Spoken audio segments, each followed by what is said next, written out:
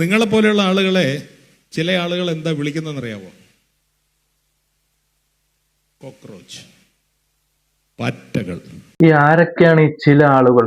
ഈ കോക്രോച്ച് എന്ന് വിളിക്കുന്ന ചില ആളുകൾ ആരാണെന്ന് വ്യക്തമാക്കണം. നിങ്ങൾ പാറ്റയാണോ സിംഹമാണോ?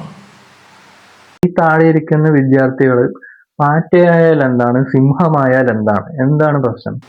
ചെറിയൊരു സംശയം ഉണ്ടാകും. ആർക്കും സംശയമൊന്നുമില്ല. നിങ്ങൾക്ക് വല്ല സംശയം ഉണ്ടാകും?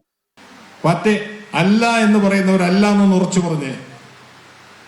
നിങ്ങൾ പാറ്റയാണോ കോക്രോച്ച് ആണോ അല്ല എന്നുള്ളവർ ഒന്ന് ഉറച്ചു പറഞ്ഞേ.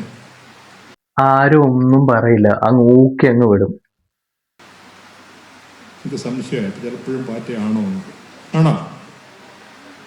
ഈ താഴെ ഇരിക്കുന്നവർക്ക് ഒരു സംശയമില്ല. സംശയം മുഴുവൻ താങ്കൾക്കാണ്.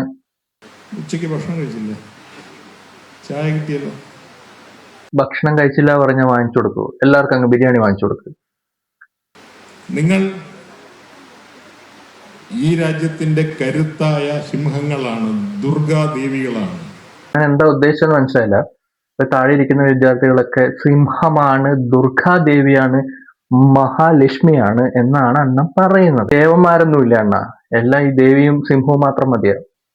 മഹാദേവനും ഗണപതിയൊക്കെ ഇപ്പൊ വേണ്ടേ?